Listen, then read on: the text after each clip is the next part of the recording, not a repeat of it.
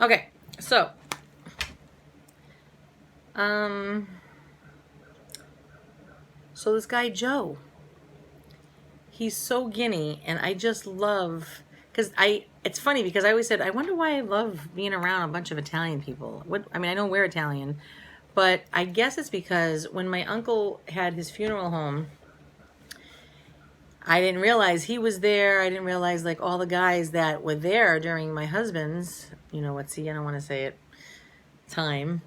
Um, all these guys, they were so they're all like in the 60s and 70s now, but I must have been a little girl. I remember my uncle being in there, and they were all so Italian. Okay, for me that's special. Maybe you're all something else, okay? But for me, in my life, I love being around that. And with that accent, just the accent alone, right? Oh my gosh, it just melts me. And I said to God, before I met Steve, I said, please let me marry a man that has. Let me make sure this is going. Okay, please let me marry a man who has that accent. And oh my gosh, I don't think anybody except for Joe. Steve was right up there. I don't know if you ever heard him talking, but he was beautiful. So beautiful. So I treasure that. So here's this guy with this big accent. He's a big guy too, very tall. And he's got the gold bracelets, and he's got the ruby cuff thing on his sleeve. He's got gold chains, he's just all, and then he's all dressed up, he's all business, and he's so busy, right? Because he has to multitask. His kids were away, so and they help him with his business, and he's looks like he's gonna pass out himself. But he was so good at what he did. And to me, I felt so, not that he was taking care of me, he didn't have anything to do with me in my life, but I was like, this guy must feel so good. He says, oh yeah, there's my girlfriend in the picture over there. We go on cruises all the time. And he's talking like this, and he can't even stay still. It's like while he's just standing there, he's just doing this. His legs are moving all around, his hands, and he's not even like going anywhere, He's doing this, and he's like, jerking and that's how they act, right? Beautiful. But I gotta call this guy because I want to be the female version of Joe. This guy. He felt, I don't know how he's really feeling. I know that now he's doing so much better off in his business that now he's opening another place. He could be a mess. He could be a nervous wreck. I don't know. But when I look at him, I'm like, he's delegating everything, I want to start my own business so bad, or work for a business that I have a lot of passion for, that I can step up and do all these things for. You see what I mean? I want to be successful.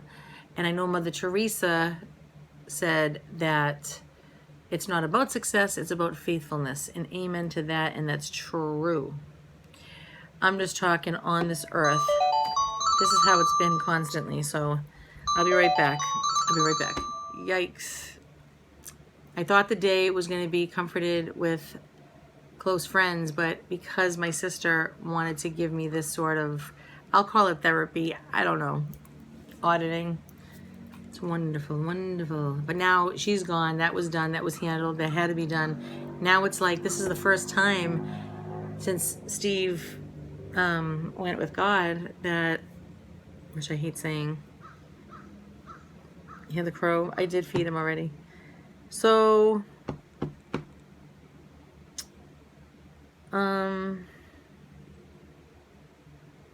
but it stinks because now, I don't know. Life is hard. So Our Lady did say, see, it's so easy, right? Isn't it? I know you all will agree. Whether you're religious or not, you will agree that it's so easy to say, the things I'm about to say when everything is pretty good. God's mother, the Blessed Mother, Mary, appeared to people on this earth and has said, I believe it was to the children of Fatima, Portugal, that I do not promise you happiness in this life, only in the next. So what I kind of feel like doing right now, and I think I'm going to take a ton of paper. This is therapy for me, okay? I am going to take, I'm gonna calculate that I'm gonna live to 80, at least. Okay? I might live longer.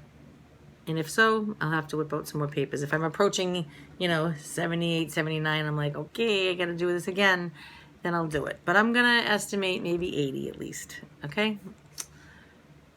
In my family, there's been a 97-year-old, there's been 70s usually is like the average. But I'm gonna say 80, just in case. So what I'm gonna do is, I know it sounds bizarre, but anything, it's like a coping mechanism. I'm going to take a piece of paper like this. This is not real. All right, and I'm going to cut it in half like that. So this is going to represent 1 week from Sunday to Saturday. I'm going to have a lot of pieces of paper. And I am going to put it into something, whether it's all neatly folded nice and just every week that goes by, I'm going to throw it away. And to me, I need to see that thing go down and down and down. So that is my way of waiting again to see Mr. Fry. And the reason why I know that is because, the reason why that helps me is because my daughter Sarah, my 10-year-old, anytime she's looking forward to something, and I've always said this to people who have lost their loved ones, the first thing I say to them at the funeral is, listen, it's not been this many days that you haven't seen them. Oh no. That's how many days you already got out of the way to seeing them again. It's a fact, right? So here God allots Mr. Fry 52 years. That's it. And I don't know how long I'm going to live. I could live very old. I could die tonight. I don't know. But he has allotted each of us a different amount of time. So, since I don't know, I'm going to do that. That is going to be me. I have to do that for myself. I have to, because I want to be with Mr. Fry. And I always thought that, oh yeah, well, who would you want if your spouse died? Could you have the strength to move on? All right, yeah, I got to do that. But I'm not afraid of death anymore that I know of. When I can't breathe at night, I get afraid. I'm like, oh my gosh, I can't breathe. I got to take care of my kids. So I know I care about that. But I also know that I really cannot wait to be with Mr. Fry again. Naturally, right? We can't take our own lives. Otherwise, I will not see the face of God, and I will not be with Mr. Fry. So to me, this is my suffering. This is my, as they say, this is my purgatory. Yay, even though I know it's not really. I have always prayed that I wanted to be a saint. And I have been a horrible human being in my life at times. And if this is the way I got to make it up, it's God's will. That's the bottom line. So I just, I want you to know that I want to be a Joe. That guy Joe. I want to call him up, matter of fact, and I want to say, Joe, I love you. He's so amazing to me because he's everything that I want to be as far as compassionate. He's so compassionate because he has to be. He's in that business. And the whole time he's like, yo, sweetheart, come on over here. It was just like, wow, are you kidding me? Please father me because I need that right now. I have a father, but it was so beautiful, And then, oh my gosh, in this moment, I'm like, why God, why, right? And, when I have the brain power and I'm not in so much sorrow, I look back and I see from the minute this happened, right? All panic stricken and everything, I can see where God has been. He has surrounded me with so much help that it's undeniably It's undeniable that this, when God says he'll protect you and he will do this, that, and the other thing. I mean, I know basically he's talking about your soul, right? So your soul is protected by God at all times when you give him your life. Anything can happen otherwise. Your whole world could fall apart. You could live in your car, but nothing can happen to your soul. I know that's not very comforting right now. But I want to be Joe. I want to be Joe because he's so compassionate to people that it makes people feel loved. He has, you could tell he has, money. So it makes him probably feel, if you can keep going on cruises all the time, you feel safe. I want to feel safe. I want to feel safe. I have to be able to find a way to make us still live in this house because this is our home. Now, Steve always said that once the kids, he goes, oh, let the kids trash the place. I don't feel like fixing this, that, and the other thing. Let it go. Because once they're out, we're going to go get a lake house. He goes, I'm going to ride a jet ski at 70 years old. And hold on a second. I got to check the window. Oh, good.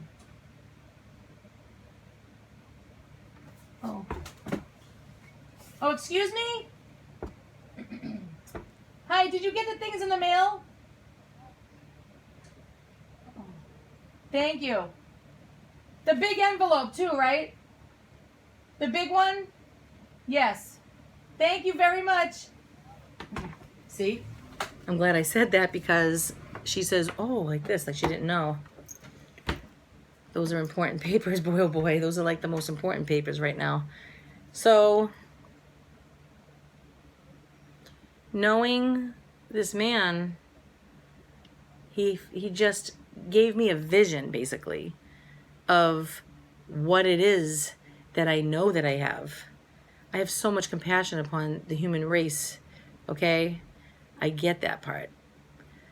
I have what it takes because I've worked in departments where I had to delegate. You do this, you do that. Everybody's coming to me for the answers. And I'm like, whoa, okay, you go do this. And they want to know how they can do that. Okay, you go do that. So I have that in me. I know it well. I get it. I've had parties galore, okay, since I've lived here, even when I was in other places, just dishing out work for people to be doing. So I have that natural instinct to know for sure. I am a Joe. I am Joe. Just lack the business and the money. I have to figure that out. So your job for me, if you will, I beg of thee, to please pray. And I know some of you have already. I've read these comments. I'm just so tired to type in each person's thing, that I can't get back to you on each thing. But know that I am reading them every day, if not every other day, but mostly every day. If you ask me a question, I'm so sorry to not be able to answer you. But I am reading them. I love that I am supported by your prayers. There will be some days, right? I'm just like, all of a sudden, the fear is like gone, okay, because of your prayers, all right? The fear in my mind will be gone. And I'm like, oh my gosh, like people are praying for me, So thank you. Keep them coming. And please pray for Mr. Fry and please pray for our children. They've been through hell. Hell. Hell. Hell. Hell. So, all right. Things have changed. If you know, here's another job for you besides praying, all right? Some of you have sent money. God bless you. God bless you. God bless you for praying, and God bless you for sending us money. I really, really appreciate that because that helps. Thank you. The other thing that you could do is find a really a good website where you can work from home. If I have to work out of the home, fine. But if I would rather work from home and run a business this way here at the house. I'm a terrific typist, okay? I can talk on the phone to people. I can do all these things. I just don't want to talk on the phone where I have to take care of kids. But typing, excellent. So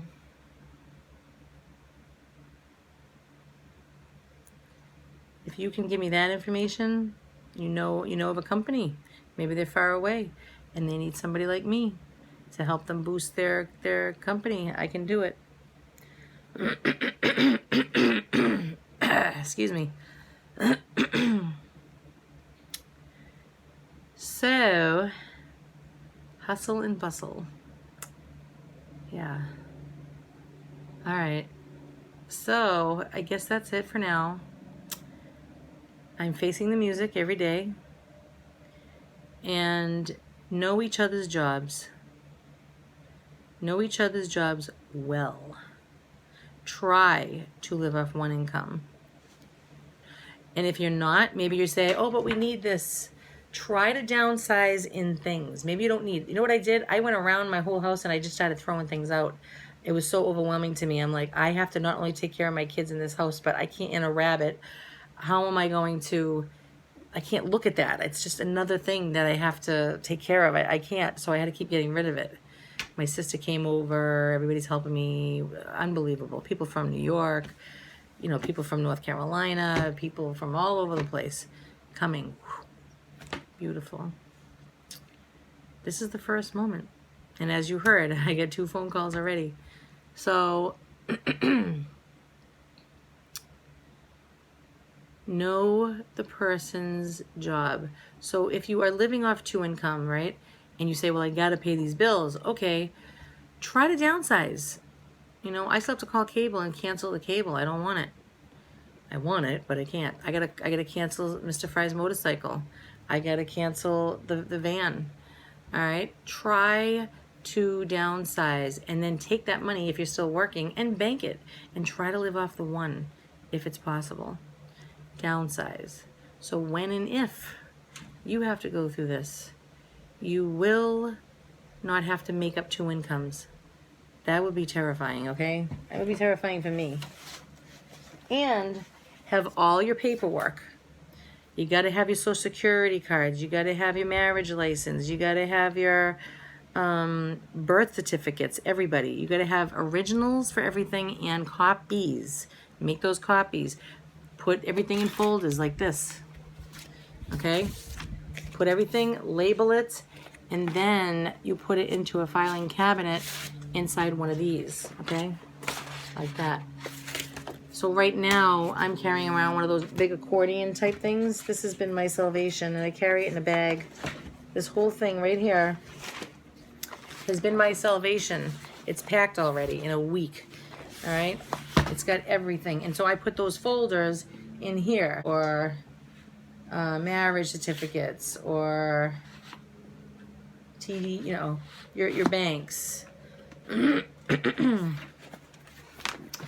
So that's it. Okay, for now, have these things, have these talks with your spouse.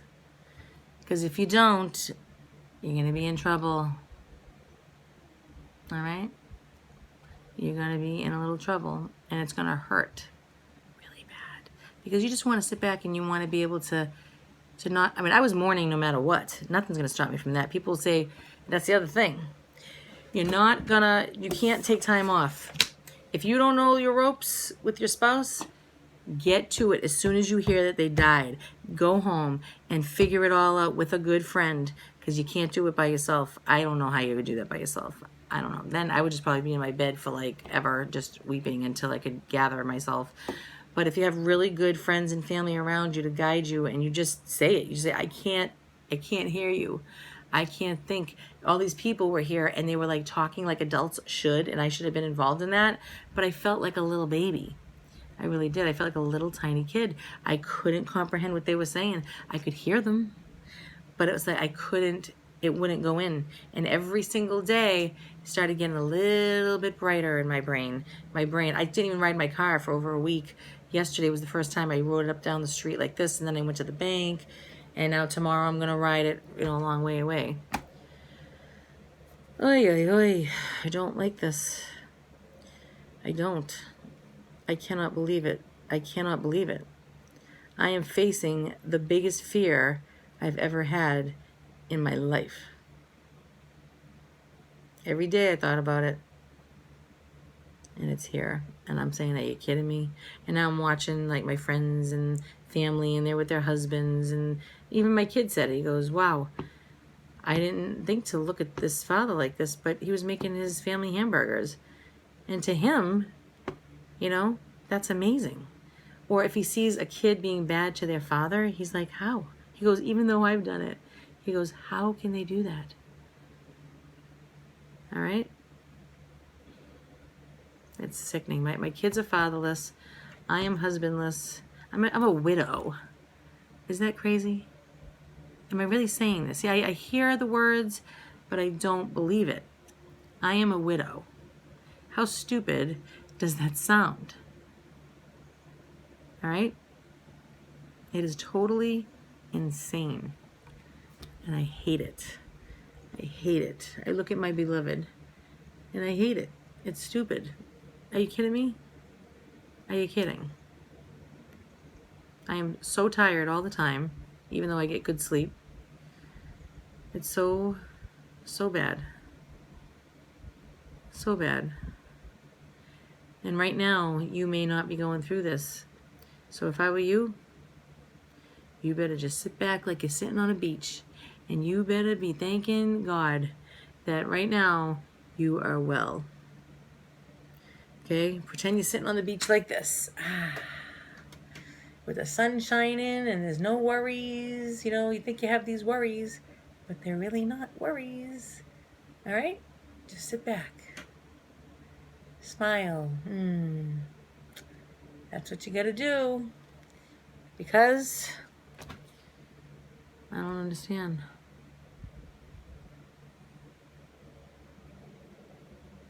I don't know how my son is supposed to continue with scootering. I think, okay, I'll get a job, but am I going to have enough of a job where I can sustain us and,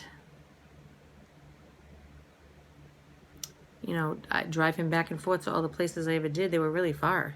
80 miles in one place a day. You know what I mean? It's just not good. So please pray for me that I can get to a place where I can find a really great job at home, making really good money, perhaps even insurance. Retirement, that would be great, but if not, I can save myself. And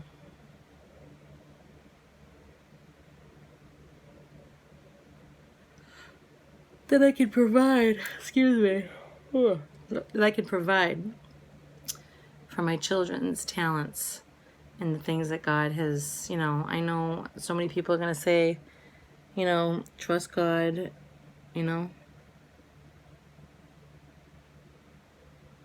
It's true. It is.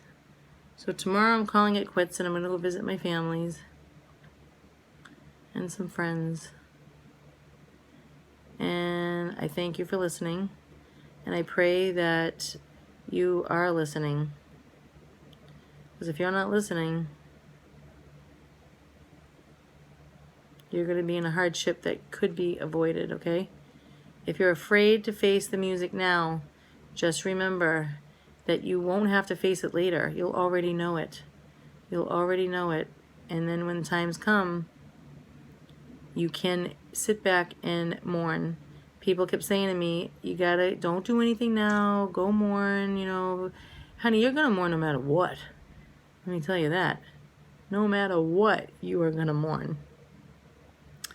I would have liked to have done that more peacefully instead of like I did. It was terrible.